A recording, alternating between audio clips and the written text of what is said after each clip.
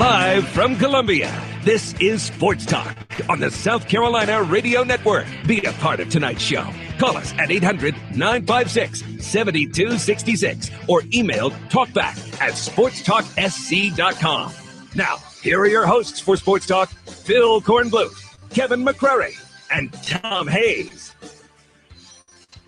The big thing is we kind of control our own fate. I mean, we got to win games. I mean, that's the bottom line. They got three great pitchers they're going to throw out there at us Friday, Saturday, and Sunday. They've won some big series. They beat some of the best teams in the country.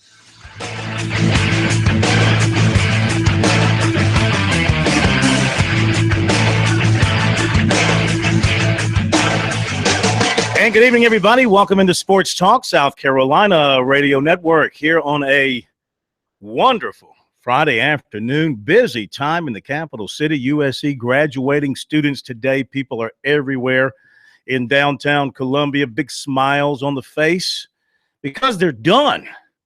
Close the book on that chapter of your life. Welcome to, hopefully, employment. Some of you, unemployment. But hopefully for most of you, employment, and you get out there and make money and pay your taxes and have a good life. That's what it's all about. That's why you put in that hard work over those 6 years it took you to get that degree. Well, hopefully most of you in 4 years, but some of you took 6, if not longer. Clemson with graduation today as well. I saw where Tree Rollins went back and got his degree at Clemson. Took him a little while, but he got it done. Always a great moment, no matter when you get it done. A terrific edition of Sports Talk tonight as we go into the weekend. We don't take our foot off the gas just because it's Friday and everybody else is on cruise control. Not here. We're going to take you hard into the weekend. A lot of stuff to talk about.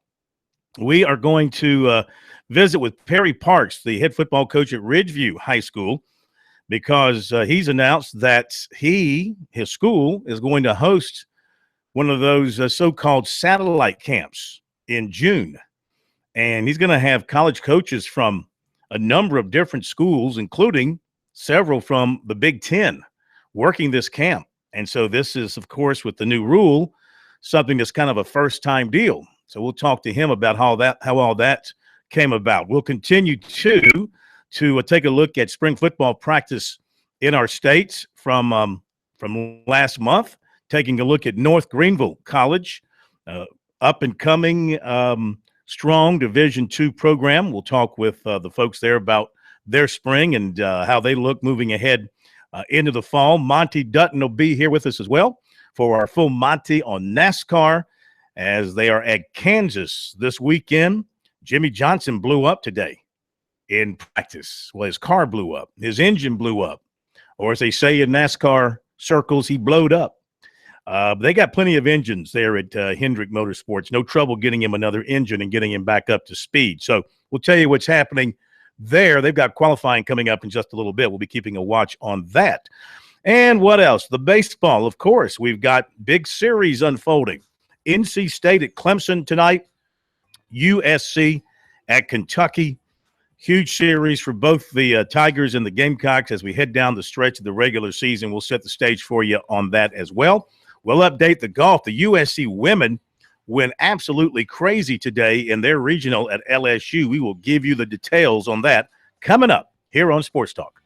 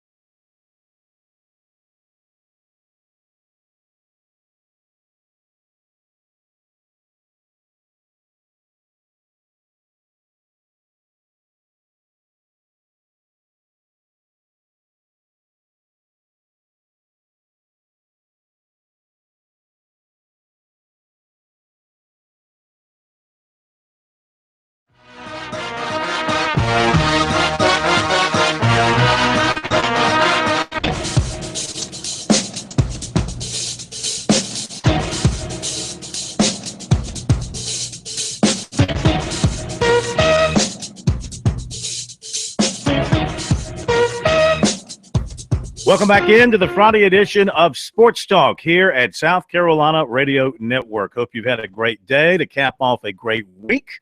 We thank you for being with us each and every night here on Sports Talk. Enjoy your ride home. Drive safely. If you're stuck in traffic, don't sweat it. You'll get home in plenty of time. When you get home, if we're still around until 8 o'clock, take us with you. Don't leave us locked in the car. Take us with you on your smartphone, or listen to us on your laptop or your iPad or whatever device you happen to have. Try the radio at home, whatever the case may be. Watch us on our video feed on our website, sportstalksc.com. You can see how pretty we are. Hello. By ourselves tonight. No K-Mac, no Pro, just Miss Carson and your humble host, The Corn. If you want to join us, 800-956-7266 is always available for you right now. Wide open and ready for your calls. Email talkback at sportstalksc.com and on Twitter at sportstalksc. The website is sportstalksc.com, and on Facebook, like us there at Sports Talk Radio Network. We've got a lot to go over here on this Friday afternoon. A lot of news to tell you about. Let's start with the women of USC Golf, because they had a monster day today playing at the University Club down in Baton Rouge.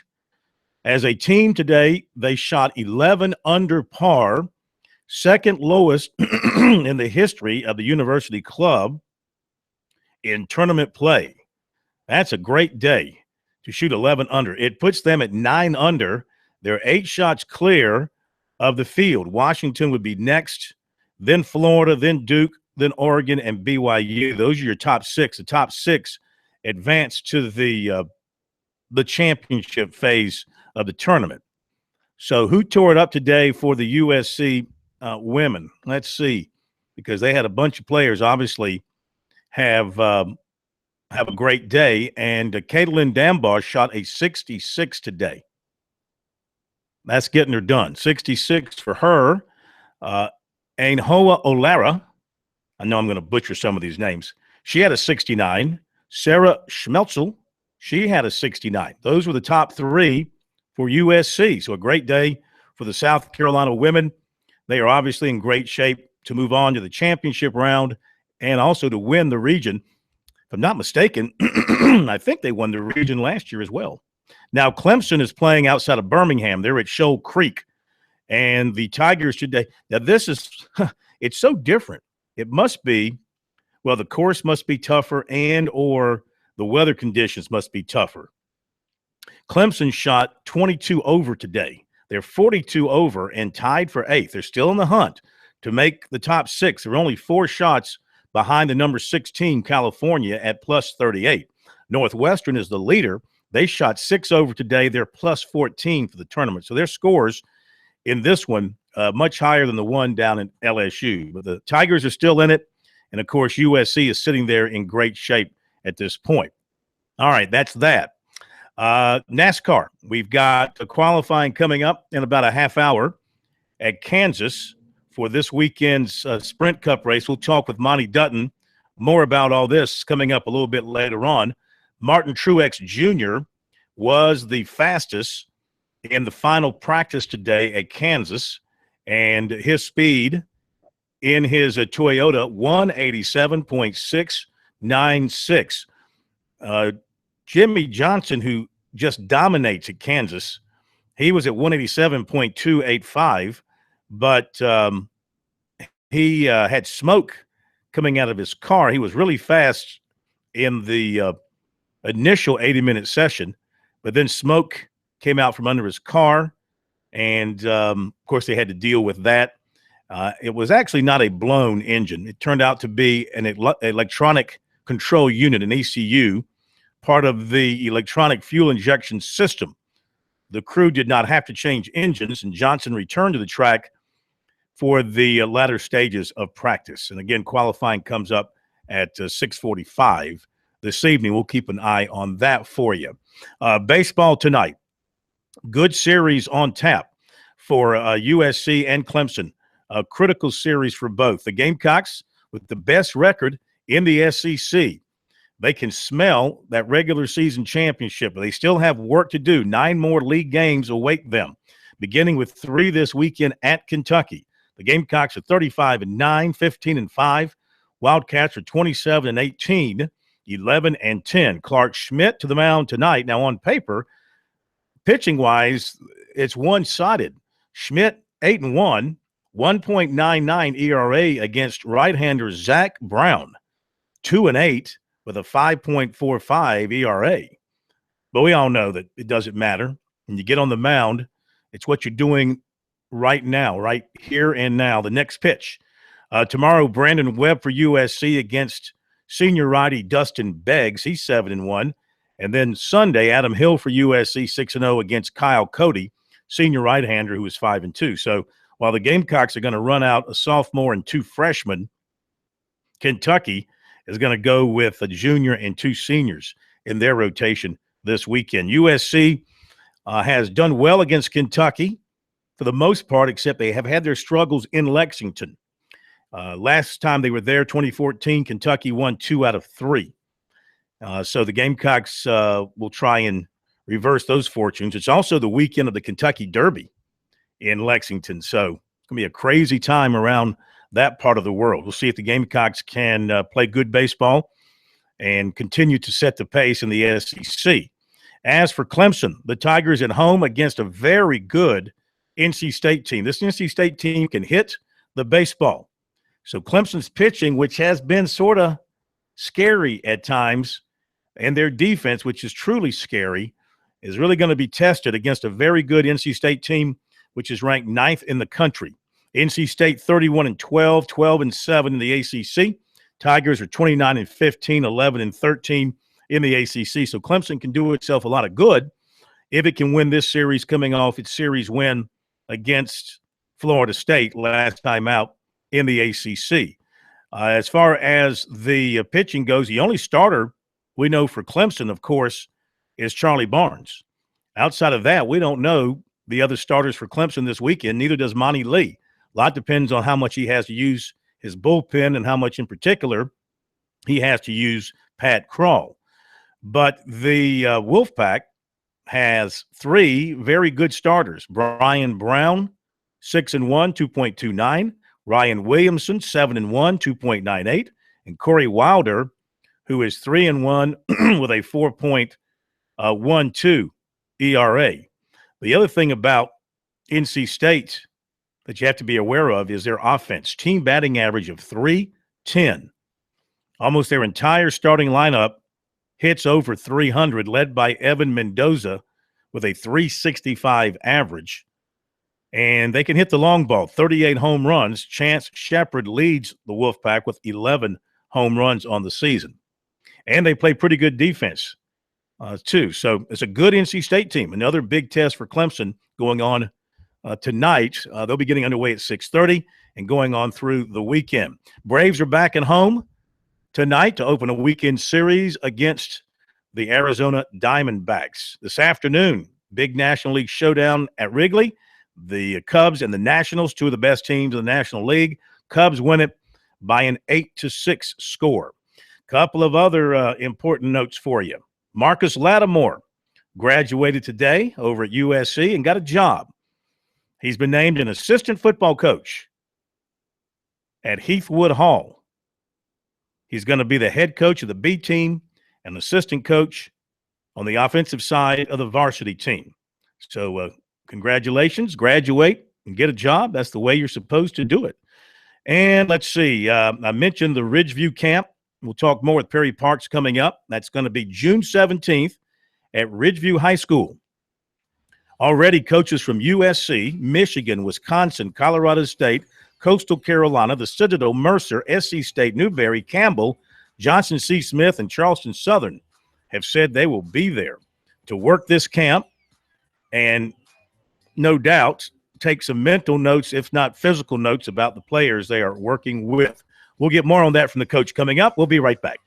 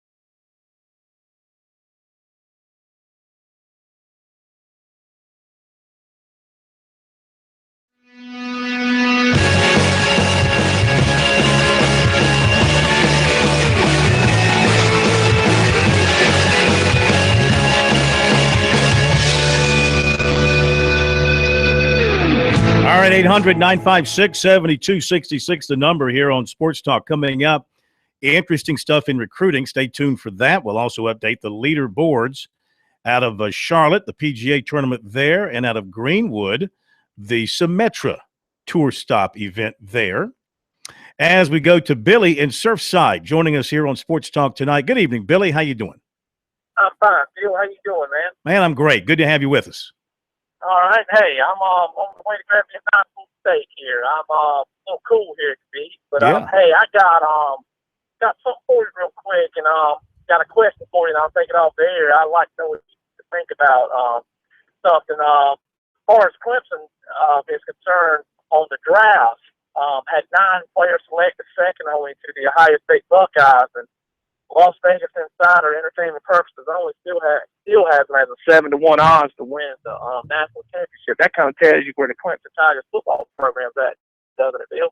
And on Monty Lee, you're talking about Clemson. I still think I'm a very optimistic Tiger fan, but I still think Clemson about 2 pitches away. I think they've got hitting at the wazoo, but I just don't.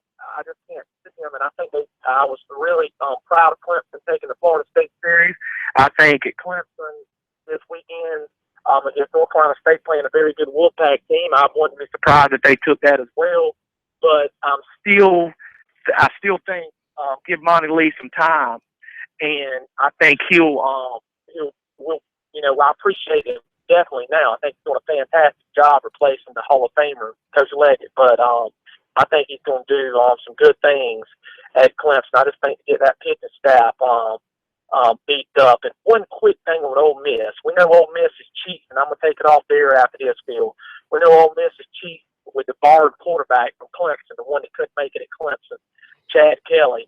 Do they get hit, Phil? Do you really think they get hit, or do you think that it just gets kind of pushed under the rug and it's just a teenager kind of running his mouth? And I'm going to take it off there, Phil.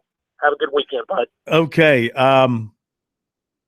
I'm trying to think about what he's referring to with Ole Miss. He mentioned Chad Kelly. Has something flared up with Chad Kelly at Ole Miss I'm not aware of? I hadn't seen anything. Now, unless he's talking about what happened here with Tunsil around the draft, is Ole Miss going to get hit on that? That's entirely possible because, there's some documentation. Whether or not it's all real, the NCAA will have to investigate that and determine it. Hugh Freeze has come out and said, of course, they don't do anything wrong. They haven't broken any rules. But that's for the NCAA and their enforcement people to determine. When you have a player on the record in some form or fashion saying that he was, paid money for, various things, whether it's to keep the heat on in his mother's house or whatever the case may be, and a coach is arranging it, not just handing him the money, but arranging it by telling him, go see so-and-so. That's a question of control and a complete ignoring of the rules. And that is something the NCAA takes very seriously. So they will look at that, and there could be some penalties that come out on that, at least to the coach involved.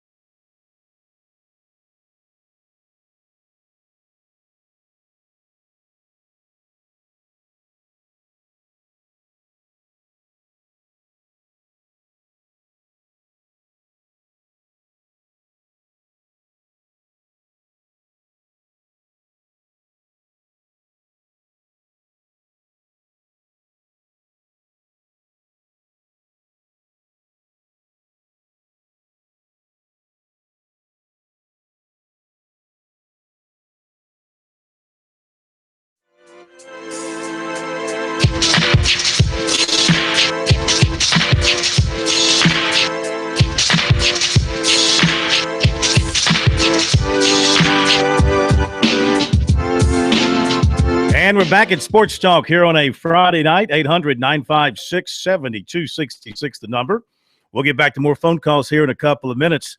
You know, one of the hot stories this spring related to college football, the talk of the satellite camps, where schools can now have their coaching staffs go really anywhere they want to go and set up camps or participate in camps. And I know that Will Muschamp at USC has said they will do so, in particular in Charlotte and Atlanta. Really haven't heard anything from Dabo Swinney about setting up anything like that, but we shall see. Now, Coach Perry Parks at Ridgeview High School in Columbia today revealed that he's going to have a camp on June 17th at his school, and coaches from across the country, from schools around the country, are going to be there to work and observe. And he joins us now. Coach, how are you? Doing well, Phil. How you doing, man? Hey, we are doing just great. So how did this come about for you? Is this something that you just thought about after the NCAA said, okay, you know, we can't stop you guys from doing this, go ahead? Yeah, man, it's crazy how it all took place, man. I'm like I said, I cut my teeth in coaching at Cedar Grove High School in Georgia, where actually that's where the ruling to ban the camps came when Harborough decided to have Michigan come in UGA's backyard, and that's what kind of started the firestorm. So my buddy's the head coach there, and I was kind of jealous of him, like getting that camp. And when they overturned it, man, I said, you know, I'm going to stop being jealous and talking about it and try to bring one to South Carolina because we have great athletes here in our state. Sure. So what is the premise of your camp? Basically the same thing. You know, we want to have our camp to highlight our South Carolina kids. So, you know, the priority of this camp is the kids here in the state of South Carolina. I brought on Coach Dean Boyd. I respect him a lot and look at him, one of my mentors. You know, I played against him when I was at Sumter High, and he was coaching at Marlboro County, and he coached some of my buddies I played with at Coastal. So he's going to help me from the logistics standpoint of reaching out to the coaches in South Carolina. And we're asking for coaches to send us about 5 to 6 kids that they know can play college football. We don't want to just have a camp and just have a bunch of kids out there, but we want kids that are realistically going to play college football with grades and demeanor and attitude. So those coaches coming down can get a real good evaluation and see what our kids can do here in the state of South Carolina. Yeah, you're labeling this as an elite football camp. Yes, sir. Meaning you want the best of the best in the South Carolina. Exactly. We want those guys to see that, you know, our brand of football is just as good as it is in Georgia and Florida. And I've seen Georgia firsthand, and I can say we have the same caliber athlete. Miss Spearman, our state superintendent of education, she's helped us out a great deal next year with that 10-point grading scale. So now it's going to be a lot more feasible for our kids to get these scholarships and be qualified with the new NCAA standards. So, you know, let's network as coaches in the state of South Carolina. Let's get these colleges down here to see our kids while the NCAA is allowing this satellite ruling to be upheld. Have any college head coaches told you they'll be there? I haven't heard from any head coaches as of yet. With Michigan, the Michigan ordeal, I've been dealing with their football operations, and Coach Bam is going to send, I think, 4 of their guys, and he'll be there himself. With University of Wisconsin, I've been dealing with Coach Settle, their running backs coach. So I know he's going to be there. I'm not sure who else he's bringing with him. Colorado State, you know, Coach Joe Cox, who's quarterback from Independence, played at Georgia. And I know that the 1 or 2 of Coach Bobo's guys are going to come with him. So it's spotty on the guys that I've been contacting with, depending if they recruit our area or connection that I had previously. Mm-hmm. But it's going to be a pretty good deal. I know Coastal Carolina is probably going to bring the majority of their staff, their in-state, and the same with Charleston Southern. Mm-hmm. What about South Carolina and Clemson? As far as South Carolina, I talked to Coach T-Rob today. I know that he's probably going to be in attendance. I don't know what other guys he's going to bring with him. But when he started talking to me about it, he said, you know, hey, we definitely got to get in on it. So, you know, they're going to be represented. I haven't spoken with anyone other than Coach Caldwell briefly, and they were going to try to bring it up in their staff meeting to see what they're going to do, if they're going to try to send somebody or not. All right, talking with Coach Perry Parks from Ridgeview. So this is a little different now, I think, from the satellite camps that really stirred up the controversy, the idea that, say, Michigan would bring its staff down and set up a camp in Georgia's backyard and run its own camp right there, right? This is a little bit different than that? Yeah, exactly. And what happened from that ruling, Cedar Grove is still going to have their camp with Georgia with Michigan. But what they did was Michigan's going to send a split staff, and then Georgia's going to send a couple coaches. So they kind of teamed up with that whole ordeal. And what they're doing to maximize it, they're just sort of splitting their staffs and saying, hey, you guys go here, you guys go there. I know Penn State and Appalachian are doing the same thing in Charlotte. So we just wanted to have something like that here in South Carolina for our kids to get that exposure as well. Have you heard of any out-of-state schools like Michigan, Wisconsin, the people you talk to who want to come into South Carolina and set up their own camp like they did there at Ellenwood? I think it's more or less just trying to see if they can, get their name and get a couple coaches in there as far as for name recognition, if anything else. I haven't seen it to the point where BAM said, hey, let us bring our whole staff and get exclusive rights, because I think that's what ruffles feathers. Mm-hmm. I think what we're trying to do is more or less understandable. I'm sure Coach Muschamp and when I talked to Coach T-Rob today, they understand they can't recruit every kid in the state of South Carolina. They're definitely going to try. But they can't offer out, 200 scholarships. So why not, if someone else will come and help these kids out by getting them a look, hey, let them come and they might see something that, can help their program. The same with Newberry. Those kids that are coming to that camp, every one of them is not going to be a Division I caliber athlete. That's just being realistic. But, a kid might get a look at a Division II school or FCS level school. You never know. So the kind of camp that you're running here, is there anything that someone could complain about? I'm trying to think to myself, okay, what can I pick on here that's bad? I really can't think of anything that would be a negative. Yeah, if you look at it and people are complaining, then you got to ask them, are you in the business for helping kids? I think that's what the NCAA had to look at when they changed their ruling. This camp is not a moneymaker. It's charged at $40 a kid, and that's in comparison to other places that are having satellite camps charged at $60, $70, $80. The camp is not, branded to put any kid above any other kid by giving out ratings. This camp is simply to put our South Carolina kids in front of college coaches. That's the end result for our kids to get exposure, and to bring some out-of-state coaches here and build some networks and build relationships with our high school coaches here in South Carolina. Mm-hmm. What are the specifics of the camp? I know it's on June 17th. Where will it be? What time? And if a coach or a kid is listening who wants to be in the camp, what should they do? Yeah, definitely. The camp, like you said, is June 17th. It's going to be at Ridgeview High School using the turf field and our practice field in the back. As far as getting into the camp, we're asking kids for their coaches to either email me directly or Coach Dean Boyd in Marlboro County. And basically just want head coaches to vouch say, this kid is, good academic standing. He's a great player, great kid in the community, no issues like that, and want to make sure he'll be represented well at that camp. Once those coaches email us, we have a working document right now. We're going to try to cap the camp to 200 kids. So basically those first 200 recommendations we get, we'll move forward, and next week we'll have online a registration form for those kids that have contacted us to fill out, and they will pay their money, do like 8 o'clock registration, 7:45 a.m. Registration, and the camp will start at 9 o'clock on the 17th. Very good. Very good. Well, listen, sounds like a wonderful idea, and hope it all goes well. Keep in touch with us. Let us know what we can do to put the word out there for you, and we'll be back in touch. Sounds good, Phil. Appreciate you having me on, man. Yeah, Coach. Thank you very much.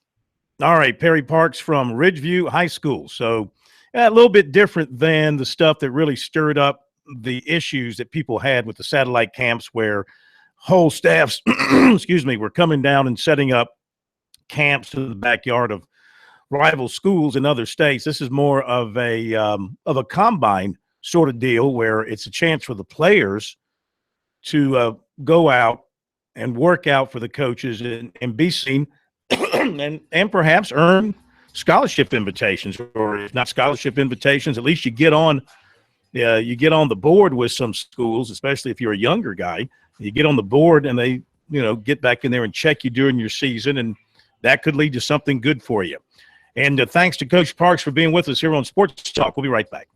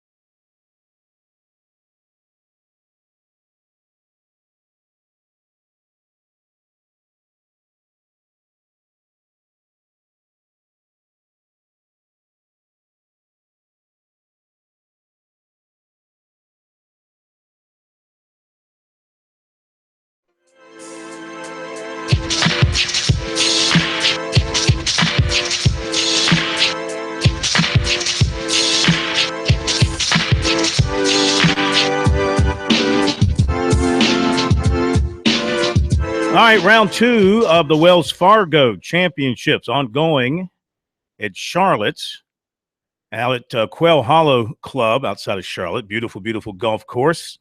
Good friend of ours, sportscaster, also a sports writer in Charlotte, Brett Jensen, is on the scene at the course watching the action.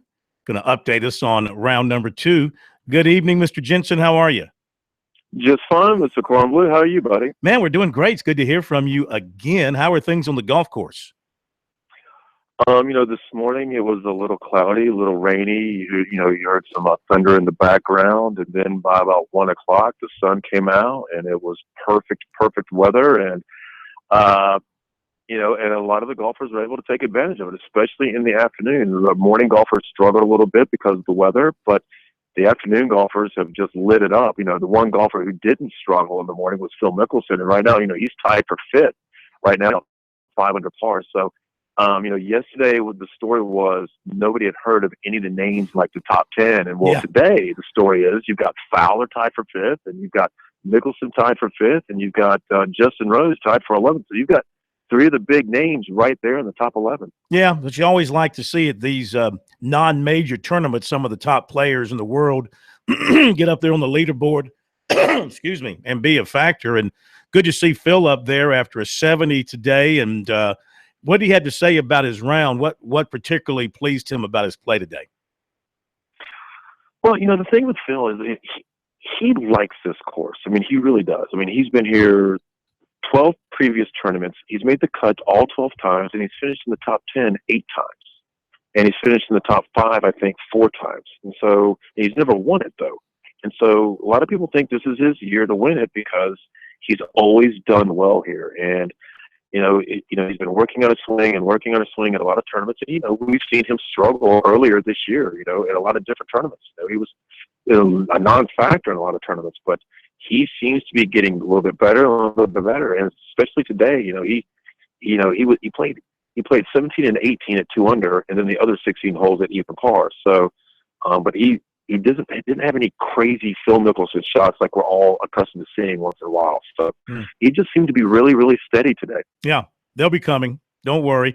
Let's go to the top of the board, and we've got an LSU grad ranked 189th in the world, Andrew Loop, at the top at 8 under. He's 65 yesterday, 71 today. He's got a shot lead on Roberto Castro.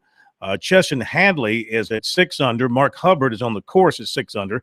That's the very top of the board. So tell us about Mr. Loop and how he feels about things.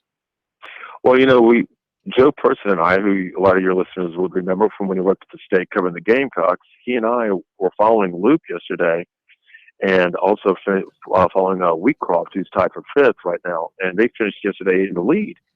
And obviously, when you're ranked 189th in the world, nobody knows who you are, including the media. Yeah. And his name is spelled Loupe, and we kept calling him Lupe. Yeah. We thought his last name was Lupe, like as in Guadalupe. And turns out his name was Lupe. Like somebody had to say, no, his name's Lupe. We're like, really? Okay. Like that tells you, you don't know anything about these guys. And he played really well yesterday. And the thing was, Lupe was one of the first people out. Him and Wheatcroft were one of the first groups out this morning. And they battled the elements and played well. So the fact that he's still in first place after having a bad draw this morning in terms of weather-wise, and it shows that's 71. That was playing some serious golf. And the thing is, he bogeyed 16 and 17 today, or otherwise he could have had a much better round and had a little bit more distance between him and Castro. But he said, we asked him about, do you expect to be here? You've never been here before, and you followed up the first round lead. Now you're in the second round lead. And he said, well, basically the old Tiger Woods thing, which Tiger started back in the late 90s was, well, I wouldn't be here if I didn't expect to win. Sure. Like, okay, well, It's one thing when Tiger says it. It's something entirely different when somebody named Lupe says it, or Loop. Real quick, Rory, being heard from today, 69. He's at 2 under. So defending champion, looking for his first win since last year, very much in the hunt. Yeah, and he's very disappointed because, like you said, he's 2 under, but he was 4 under through 16, and he bogeyed 17, and then he bogeyed 18. and he pulled out a rabbit out of his hat just to get a bogey on 18. And by all accounts, he should have had at least a double bogey, but they got a bogey on 18. And now that's why, like I said, he was a foreigner, but those last two holes, 17 and 18, they call it, the green mile, just because that last mile is just, the last 3 holes are generally considered the hardest 3 holes of any stretch on the PGA Tour. And it's, and you see it again. I mean, he was doing really well. Then all of a sudden, 17, 18, bogey to finish at 200. But, he's been struggling to find, he hasn't played since the Masters, and he's been struggling to find his swing. He struggled at the Masters. He struggled all year. And, he says, I'm still working on things. I'm trying some new things. All right, hang on, Brett. I got to hit a quick break. We'll come right back.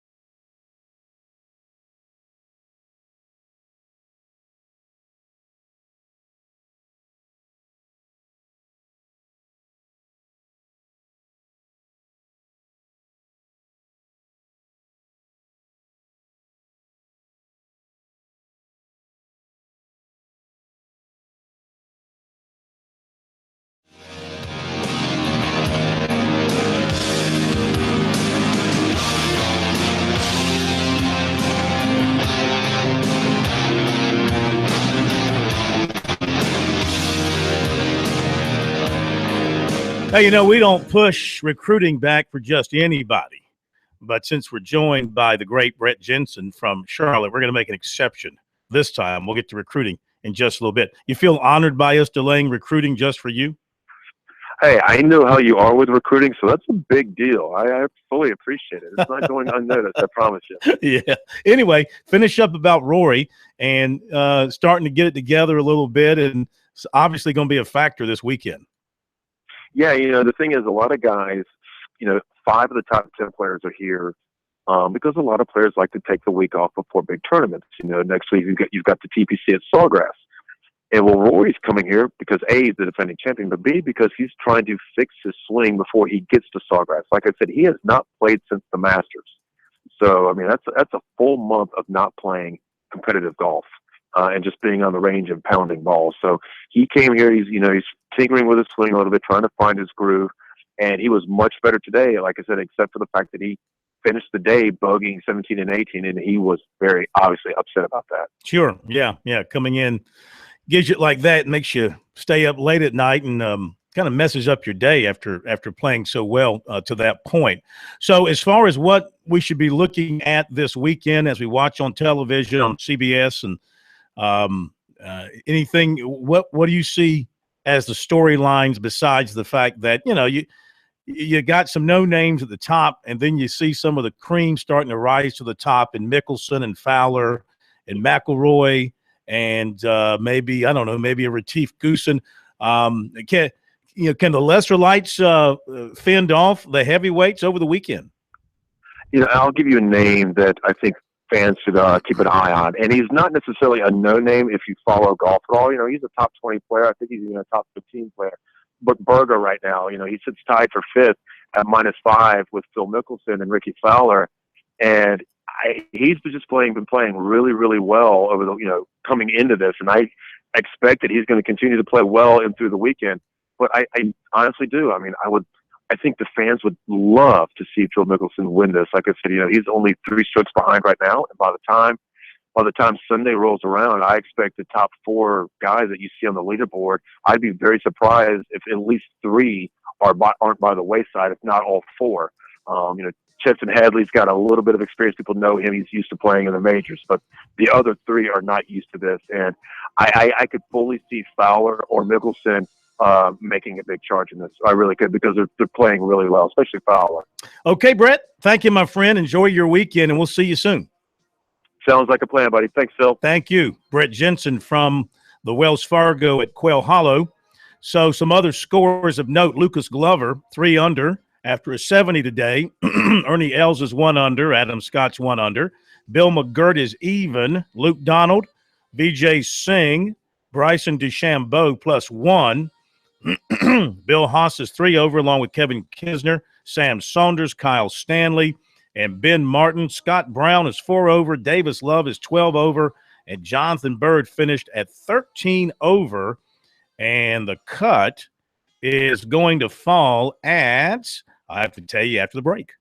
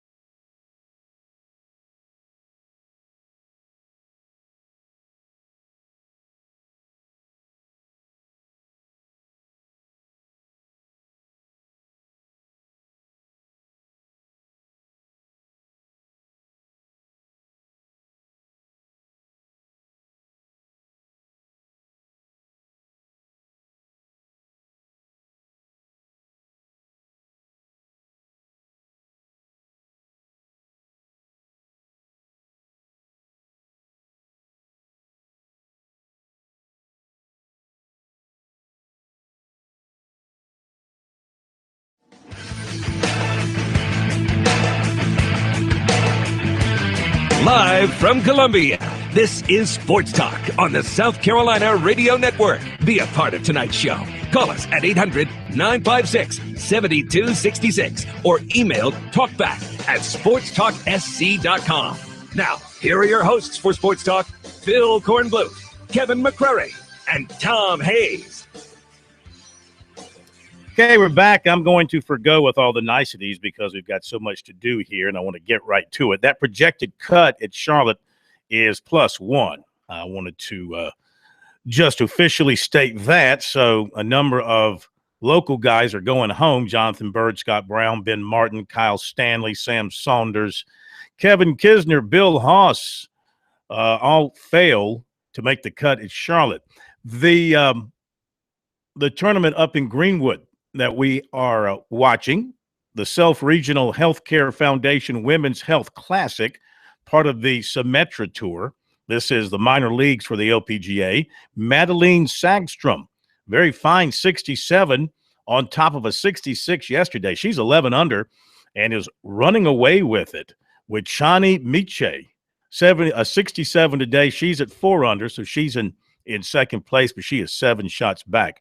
The official golfer of Sports Talk, our new buddy Caroline Powers, came back today with a 73 after a 77 yesterday. So 1 over today, 6 over for the tournament. And let's see, I believe the cut was going to be 7. Yes, the projected cut is +7.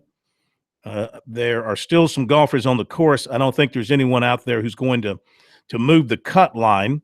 So it looks like our friend is going to make the cut, which means she will make some money. And she's one of those that needs to make some money. So congratulations to Caroline Powers.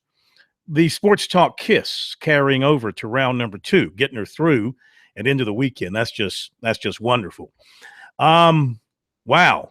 3-run homer for Kentucky in the bottom of the first. They lead the Gamecocks 3-0. 3-run homer for NC State in the top of the first. They lead the Tigers 3-0. Bam, bam. Qualifying going on now at Kansas, and it's Matt Kenseth in round 1, the leader at 190.034. Nobody hit 190 in practice. Martin Truex Jr. at 189.8, then Kurt Busch, Austin Dillon, and Carl Edwards. Okay, that's in round 1. Okay, now let's get to recruiting. We got a lot to do in recruiting. May have to carry this on through the next little bit of the program. The top story is former Florida defensive back J.C. Jackson, 6'1", 180, now at Riverside Junior College, California, one of the top prospects still available in the 2016 market. USC, one of the schools he's considering. Riverside recruiting coordinator James Cook said the Gamecocks, along with Maryland and South Florida, are 3 schools Jackson has been in contact with, and he is taking an official visit to Maryland this weekend. Cook did not know of any other official visits planned at this point. He said most of Jackson's time right now is spent on getting his academics in order so he can finish up this summer. Cook said Jackson will finish his classes at Riverside in June. He's a native of Immokalee, Florida, was one of the nation's top corners in 2014, and he signed with Will Muschamp at Florida. And then there's more to the story, as you might imagine, and we'll tell you more coming up.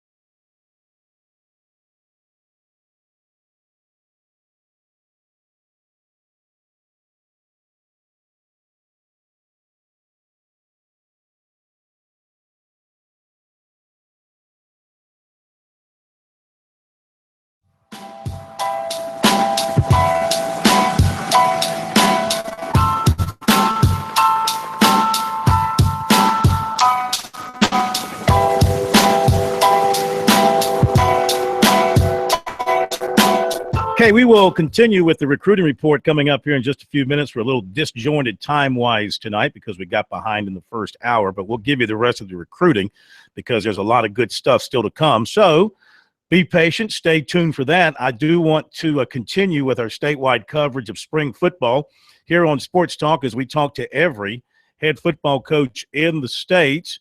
And tonight we're going to visit with Coach Jeff Farrington from North Greenville. The Crusaders coming off a terrific year of 7-3 and looking to build on that this coming season. Coach, how are you? I'm doing great, Phil. How you doing? Man, it's great. Great to have you with us. And before we talk about your spring, I'm noticing that you're still recruiting and still signing folks for your 2016 class. I see where you just signed a real fine player from over in Pickens earlier this week. Yes, we did. We're very excited to have Matt Gravely with us. We certainly are. Recruiting never stops, does it?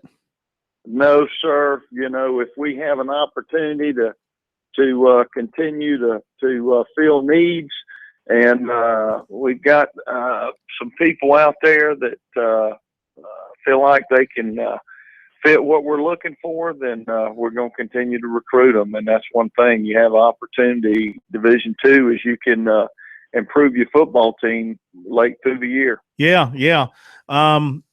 Speaking of recruiting, we had Coach Parks on from Ridgeview. I noticed on your website you've got what you call prospect camps on your campus. I had Coach Parks on from Ridgeview as he was talking about the satellite camp he's going to have at his place on June 17th. And you know, coaches are invited to either, I guess, come in and observe or participate. Is that something you foresee you and your staff getting involved in, going to these camps now the NCAA is allowing everyone to do it? Well, you know, for us, Phil, I'm not going to say no. It's not something that we haven't been doing for us. You know, for us, 1A schools will allow us to come in and observe different camps, whether it's FBS schools or FCS schools. So we've been doing that as a Division II program for a little bit. Sometimes you work them, sometimes they just let you come in and observe. So we try to make ourselves available for as many as we can, and just to at least evaluate. And because they're not going to all go to the FBS and the FCS schools, and you just try to do your homework the best you can on which ones will fit for you. Mm-hmm. Absolutely. Well, you know, you had a terrific year last year, 7-3, and you played Carson Newman, a great game late in the season. And that's when I look at your year, I see how you started off, and I know you had the loss to Newberry. That was a little bit out of hand, but then you went on a winning streak.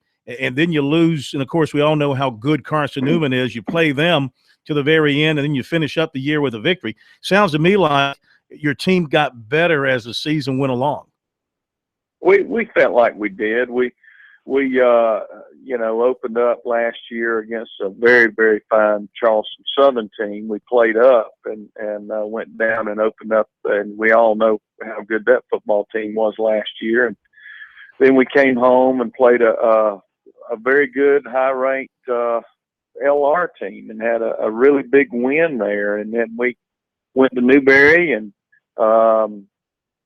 you know, they had a lot to do with us not playing very well. Newberry had a good football team, and we found that out there. And after that game, we started to consistently show a little bit of improvement each week, and we kind of started getting in a little rhythm on what we were able to do. And for us, being an independent, not affiliated with a conference, even though we have had a scheduling alliance with the South Atlantic Conference, last year that was the first year that had ended for us. So, you know, we lost a couple of head-to-head matchups that in that position, you need to win to have a chance to make the D2 playoffs. And we had our opportunity and just come up short. But we did get better, and we would love to build on it. Each year's different.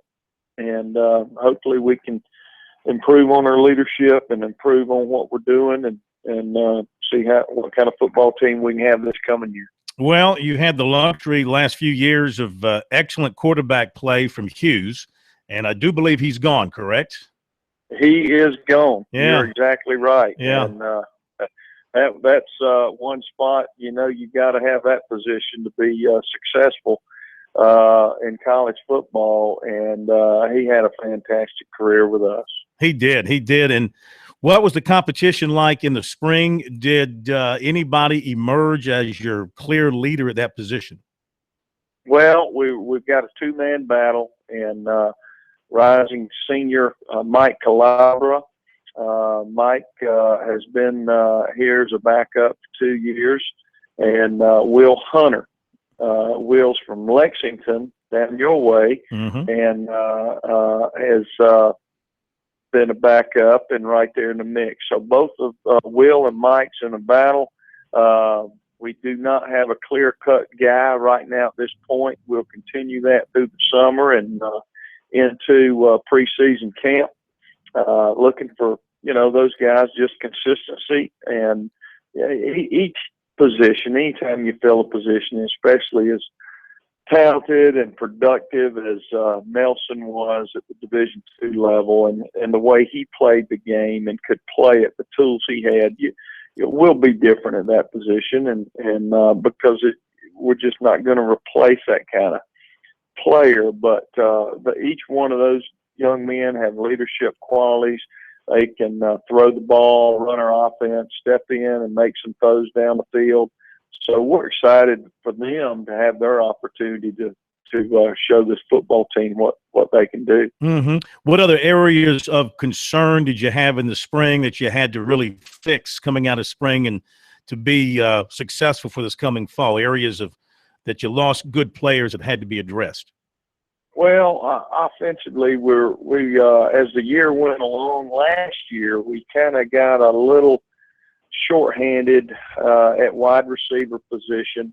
And so we're looking for some guys to step up there.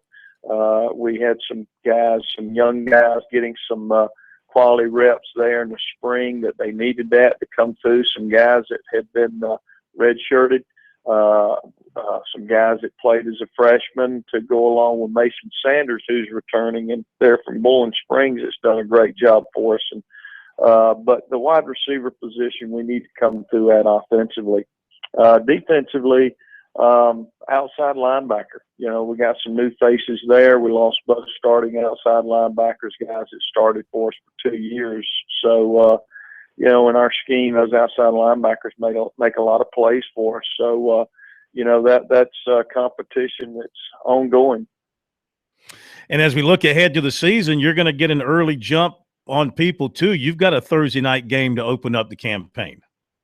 We do. This will be the third year in a row that we've opened up with a Thursday night game. So I'm not going to say we know the deal. We know all the right things to do. It just makes my job a little bit easier because the preseason itinerary seems to be set. Just works it right up to that Thursday night game. So, but no, we do. We're excited to have West Alabama coming into our place out of the Gulf South Conference. We'll open up against them on September the 1st.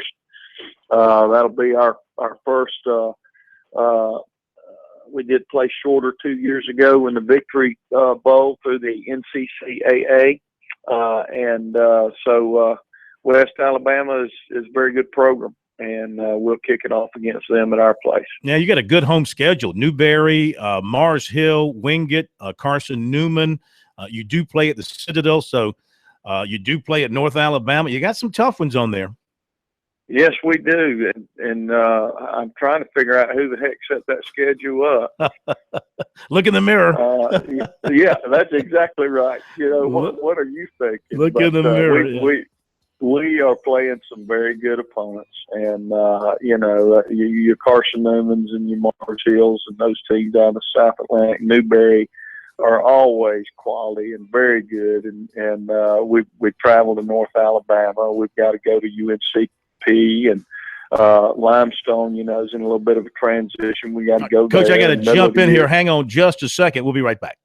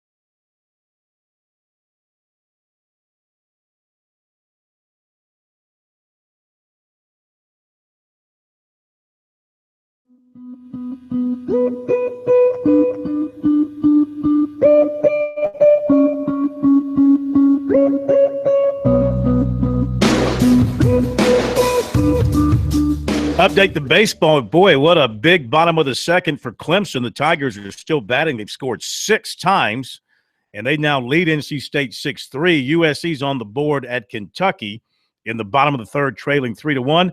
Back with Coach Farrington for a couple of more minutes. Sorry about the interruption there, Coach. We had to hit a hard break. So we're talking about the schedule, good home schedule, and you're playing. You know, you got to step up a few times here against some high-powered teams down the road.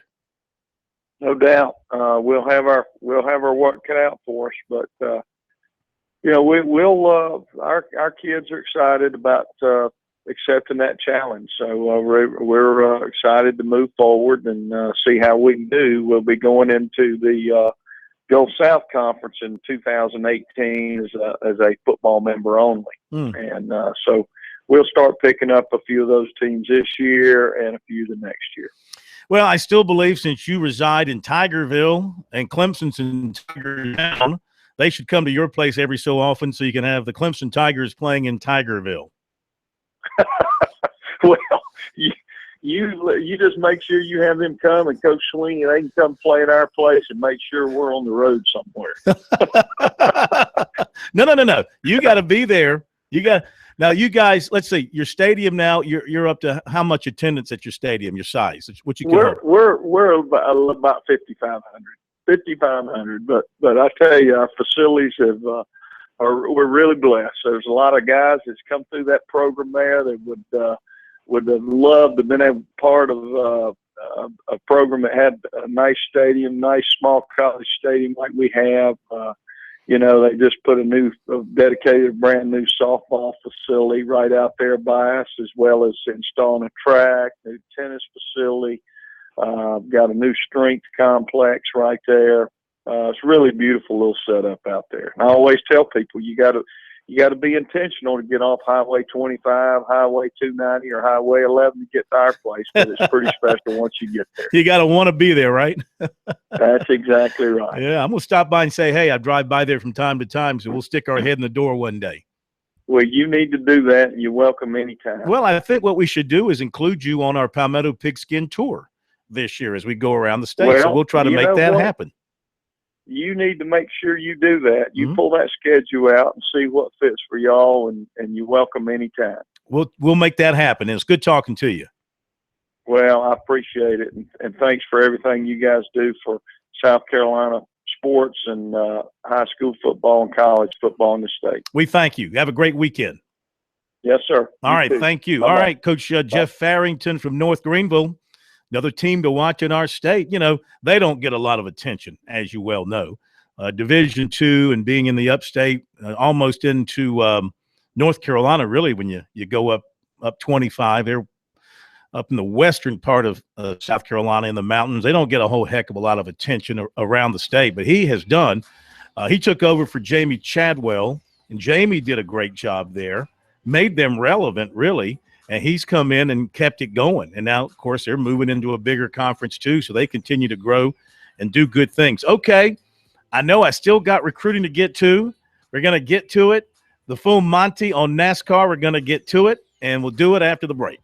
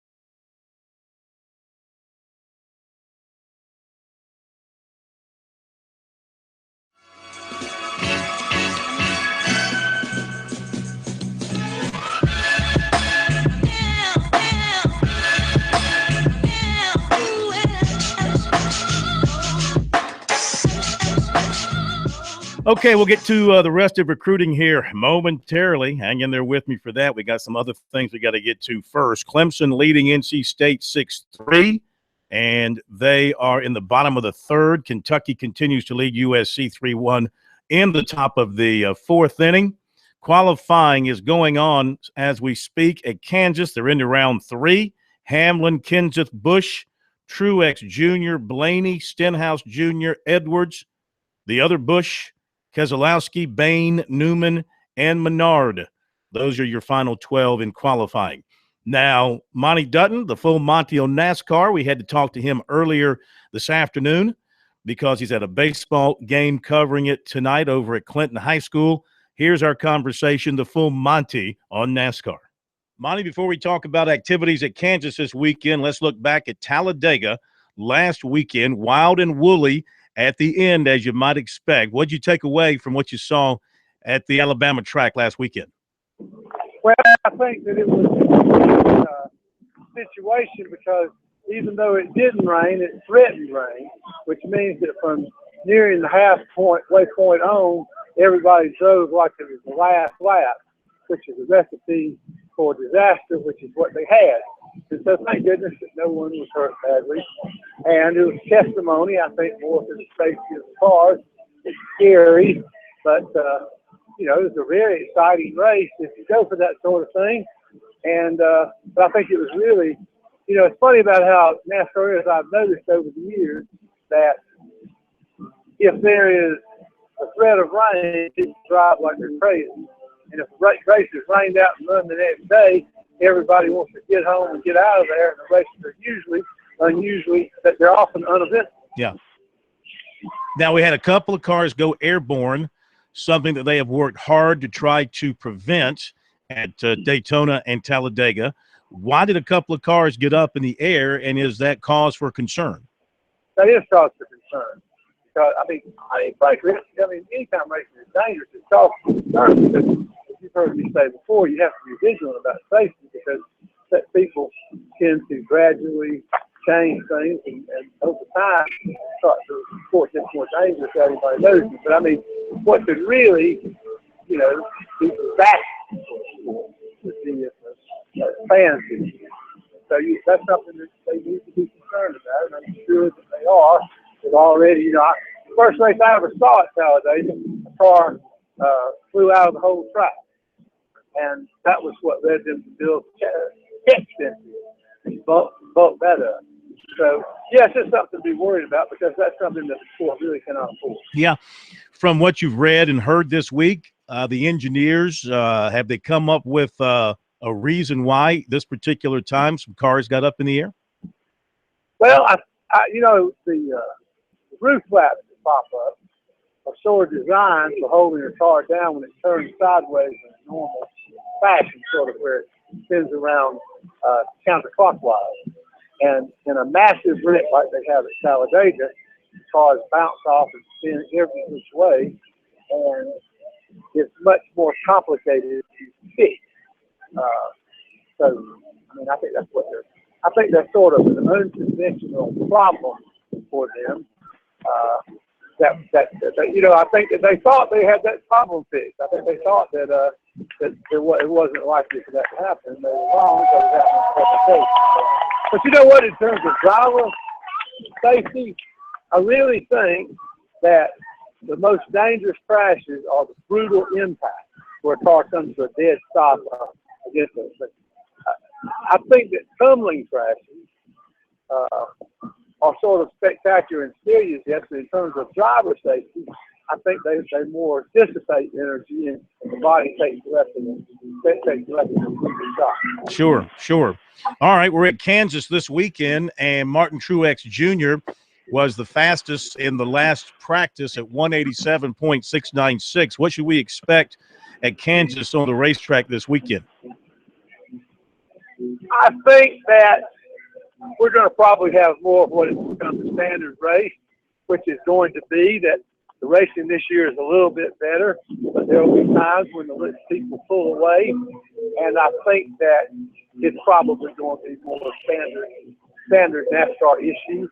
of a somewhat routine race, but gets really crappy when the finish line is tight. Do you see somebody back in the pack who hasn't earned a victory yet, sliding up and getting one this weekend? I'm just thinking about guys like, let's say, an Austin Dillon or Trevor Bayne, guys that have run well here of late, but they don't have a win yet. Well, I think the biggest opportunity for them is the track. But there are people like a quality long shot. I don't think there's anybody you just named who's not from a multi-car team. So I think that you look more to someone who hasn't won yet, like Dale Earnhardt Jr. has been on the verge. Yeah. He's second a bunch of times. I think someone like Casey Kane could get it together. I think Matt Kenseth is on the verge of winning. And then I think the guy who won last year, I think a Truex could be a breakthrough. Or you might have someone from the Childress stable, which would be Austin Dillon, or it might be Ryan. So I don't think there's going to be anybody likely from a team that's not a big team. I think that the opportunity for that is much greater at Talladega. Jimmy Johnson blew an engine today. Is that going to cause a problem for him in the race? I mean, blowing an engine in qualifying or blowing an engine in practice, does that cause concern in the garage that maybe they've got some issues with the motors they brought with them? It might. I mean, engines always, there's sort of goes back and forth because you tune an engine to be fast. You have to have a balance of an engine that's fast and one that will last the whole distance. And from time to time you have these things. But just as a general rule, it's probably better for that engine to let go in practice so they've got a fresh one or they got one that's maybe a slightly, they have a chance to install an engine that doesn't have that. So it is a concern. It's something to talk about. And in the race, there may be 2 Hendrick engines first. Then there'll be, say, Johnson and Earnhardt out there, and everybody will be saying, oh, well, there's the one next. Mm-hmm. But as a general rule, I don't think it's a bad thing to have engine problems on Friday because that gives you a chance to get it right for Saturday night. All right, and they announced the schedule for next year this week for us, the Sprint Cup Series or whatever name it's going to have next year. Do they still have Sprint Cup next year, or will there be a new sponsor? Is it next year they go to the new sponsorship? Next year, and they have not announced one yet. I'm sure because people are talking that they'll push real hard to get that done. But I don't think that's probably going to happen until, I don't know, September, based on the fact that there's not any talk. I couldn't tell you one contender for it. Yeah. But I'm sure they're looking for one. Any thoughts on the schedule for next year and the slight changes they made? Just apparently just moving a few dates here and there, changing some things up in the postseason. Yeah, it's not a big deal. They've adjusted it, I think, intentionally so that the elimination race in the round isn't Talladega.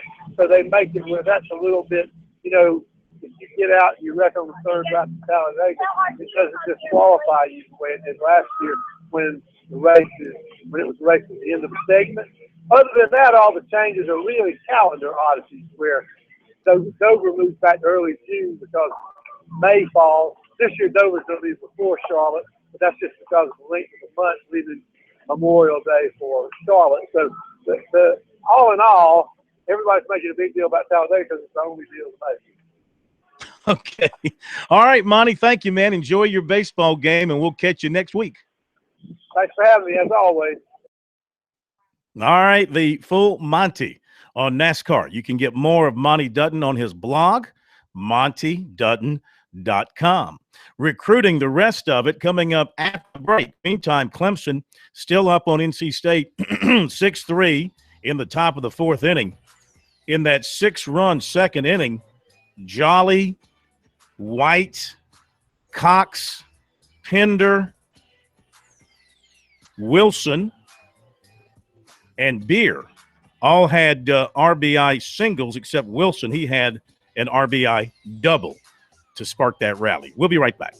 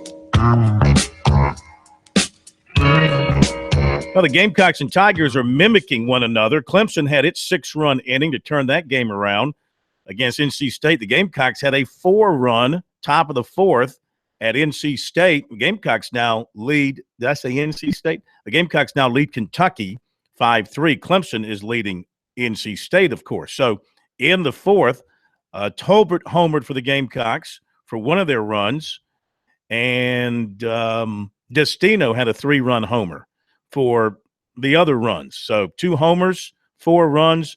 Gamecocks now lead at 5-3 at Kentucky. Big turnaround in both of those games. All right, back to recruiting now. For those of you recruit nuts been waiting, sorry, had to work some other things in. Back to C.J. Jackson. He signed with Will Muschamp at Florida, redshirted 2014 due to a shoulder injury, was a starter in spring practice of 2015, but was charged that April with 4 felony counts in connection with a home invasion and robbery. He withdrew from school, and in November, in a trial, he was found not guilty on all charges. While going through the trial process last fall, he was back and forth between Gainesville and Riverside, so he didn't play a complete season. He appeared in 6 games. He made 25 tackles, including 3 for loss. He forced 2 fumbles, and he broke up 2 passes. Now, as I said earlier, he's at Maryland for an official this weekend, and I think things look very good for him ending up eventually at South Carolina, which would give them 2 junior college corners to come in. And J.C. Jackson is, from his high school career and what he did at Florida before he got into some trouble or alleged trouble, high-level talent. So you put him with King in the Gamecock secondary, if indeed he ends up at South Carolina, and all of a sudden you've elevated that secondary tremendously. Receiver T. Higgins of Oak Ridge, Tennessee, remains non-committal regarding his favorites at this point. No rush to get to a favorites list because he's got basketball on his mind too. He's a big-time basketball recruit, so he's going to play things out a little longer. Texas A&M, Florida, Tennessee, Michigan, Notre Dame have been through his school to evaluate. Clemson has not been there yet, but will get there this spring. Much of the talk on Higgins has focused on Clemson, but he doesn't want to put the Tigers on a level to themselves. He said he likes the school just like I like a lot of other schools. They are just in the same category as other schools. He'll release a short list after his spring game later this month. Other offers include USC, Tennessee, Alabama, Georgia, Ohio State, LSU, Auburn, Oregon, and Maryland. He said he's talking the most to Ohio State right now. And then you've got Clemson, Michigan, Tennessee, Notre Dame. He does talk a lot with Clemson recruiter Jeff Scott, most recently earlier this week. And he said he hears from Clemson commits all the time. But basketball is a big factor. The school he signs with, he plans to play basketball, and he wants it to be a high-level basketball team as well. USC, one of the top 10 with receiver Justin Marshall, Conyers, Georgia.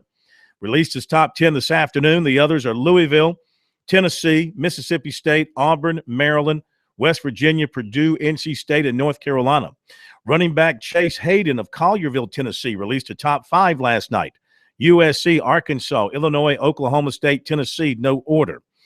USC target defensive end Jabril Glaze of Tampa, offered by Michigan State. Clemson target defensive end Zachary Carter of Tampa, offered by Michigan State. Linebacker Chandler Wooten of Kennesaw, Georgia, has Clemson and USC offers, but they are not among his finalists. Those are Tennessee, Auburn, and Florida. He'll announce May 13th. USC defensive back target Yusuf Corker, Stockbridge, Georgia. Michigan State and Missouri offered him. Northwestern running back Jerry Howard, offered by Colorado State. Justin Marshall, who I mentioned just a little while ago, was offered by Indiana. I don't think they were in his top 10. USC offered 2018 linebacker Quinn Williams of Madison, Georgia, and athlete Caleb Farley of Maiden, North Carolina.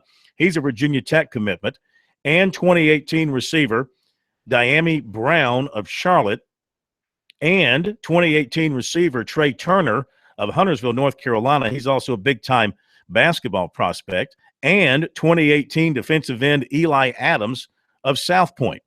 Defensive back Latheron Rogers Anderson of Ridgeview today picked up an offer from Appalachian State.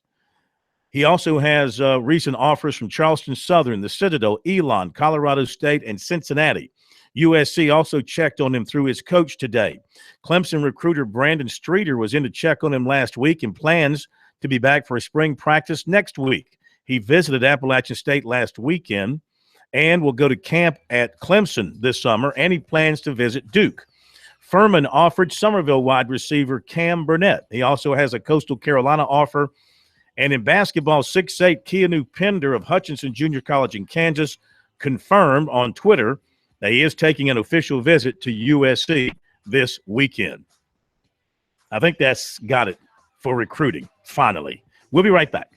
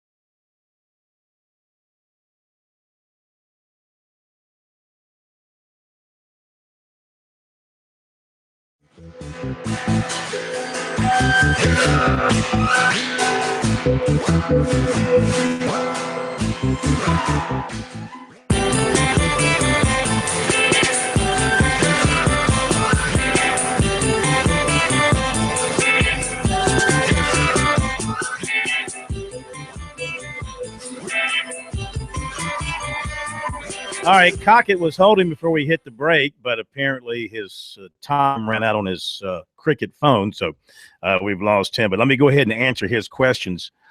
No, Cockett, I don't care who you want to be president. No, Cockett, the Cowboys are not going to win the Super Bowl. Yes, Cockett, the Celtics will have the first pick in the draft, and we'll make a run deep in the NBA playoffs next season. I think I probably answered all his questions that he would have posed to me here on this Friday evening. Let's see. Qualifying, I believe, is over at Kansas. By the way, that race is on Saturday night at Kansas, and it's not going to be on your regular Fox channel. It's going to be on Fox Sports 1. So here you go, taking a big major NASCAR race and hiding it on one of the tucked away cable systems in an effort to get people to subscribe to that channel. I mean, I happen to get it, so it's no problem for me, but I wonder how many millions of people don't get Fox Sports 1 in some form or fashion, and thus you're losing a bunch of viewers as a result. But that's what they're doing. That's what they're doing. Trying to pull up qualifying here to see if it's over, and I think it is. And I guess I'm right here by saying Martin Truex Jr. is on the pole at 190.921, then Matt Kenseth at 190.564. Denny Hamlin, Kurt Busch, Brad Keselowski, Kyle Busch, Ryan Blaney, Ryan Newman, Ricky Stenhouse Jr., and Trevor Bayne. That's what looks like to be the top 10 for me. I don't have an official grid here in front of me just yet, but that appears to be what the top 10 is for Kansas. Baseball, Clemson 6-3 over NC State. South Carolina 5-3 over Kentucky.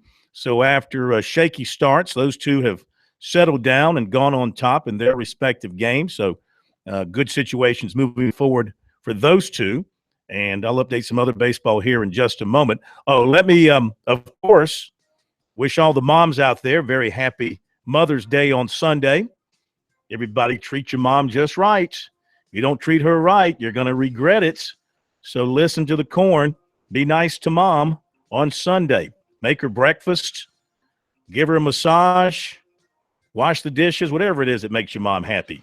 Make sure you do it. Let's see. Upstate leading Florida Gulf Coast 3-1. Coastal leading Liberty 2-0. Winthrop over Charleston Southern 5-1. What else do we have in state tonight? Wofford 6-1 on Greensboro. Furman leads Western 6-4. Mercer over the Citadel 9-3. That'll do it. Have a great and safe weekend, everybody. Enjoy your sports. And we're back at you Monday night here on Sports Talk. Thank you, Miss Carson Mason, for another great job. And we'll see you Monday night.